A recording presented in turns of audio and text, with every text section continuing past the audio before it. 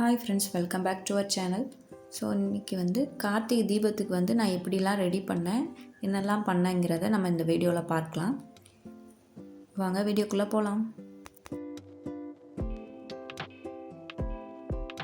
கார்த்திகை தீபத்துக்கு முதல் நாள் பார்த்திங்கன்னா பரணி தீபம். ஸோ பரணி தீபத்துக்கு முதல் நாள் நைட்டு நான் விளக்கு எல்லாமே இந்த மாதிரி தண்ணியில் ஒரு நாள் நைட் ஃபுல்லாக ஊற வச்சுட்டேன். அதுக்கப்புறம் அடுத்த நாள் கொஞ்சம் வெயிலில் காய வச்சு எடுத்துகிட்டு பரணி தீபத்துக்கு இந்த மாதிரி நல்லா ரெடி பண்ணி வச்சுட்டேன்.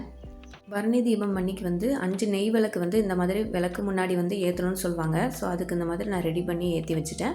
நாங்கள் பார்த்திங்கன்னா கார்த்திகை மாதம் முதல் நாள்லே இருந்து பார்த்திங்கன்னா நம்ம வீட்டோட வாசல் நிலையில் 2 விளக்கு எப்போவுமே ஏற்றுவோம். ஸோ அந்த கார்த்திகை மாதம் ஃபுல்லாகவே ஏற்றுவோம். அந்த மாதிரி ஏற்ற ஆரம்பிச்சிட்டோம்.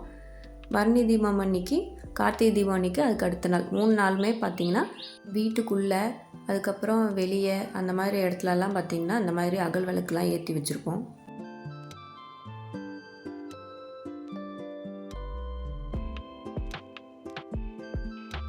கார்த்திகை தீபம் அன்றைக்கி என்ன செஞ்சேன்னு பார்த்திங்கன்னா கொழுக்கட்டை செஞ்சேன். அரிசி மாவு கொழுக்கட்டை செய்வோம்ல, சரி அந்த மாதிரி செஞ்சேன். அதிலே இந்த மாதிரி விளக்கு மாதிரி ரெடி பண்ணி சாமி முன்னாடி ஏற்றி வச்சுட்டேன். அப்புறம் சுசியம் செஞ்சுருந்தேன், அதையும் சாமி முன்னாடி வச்சு எல்லா சாமிக்கும் பூவெலாம் வச்சு எல்லாமே நான் ரெடி பண்ணி வச்சுட்டேன்.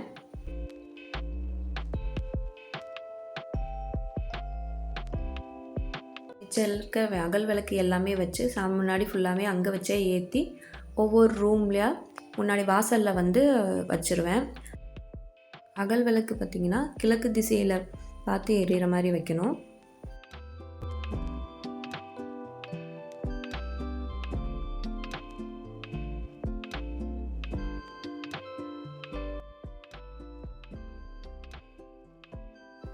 கிச்சனில் அகல் விளக்கு எப்படி வச்சுருக்கேன்னு பார்த்தீங்கன்னா, ஒரு சின்ன கிண்ணம் வச்சு அதில் கல் உப்பு வச்சு அது மேலே அகல் விளக்கு ஏற்றிருக்கேன்.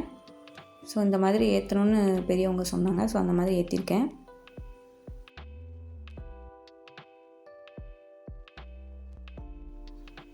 வெளியும் பார்த்தீங்கன்னா அகல் விளக்குலாம் வச்சுட்டேன். ஸோ இந்த வீடியோ அவ்வளோதான். இந்த வீடியோ பிடிச்சிருந்தால் லைக் பண்ணுங்கள், ஷேர் பண்ணுங்கள், கமெண்ட் பண்ணுங்கள். அப்படியே என்னோடய சேனல் ஐஷு டைரியை சப்ஸ்கிரைப் பண்ணிடுங்க.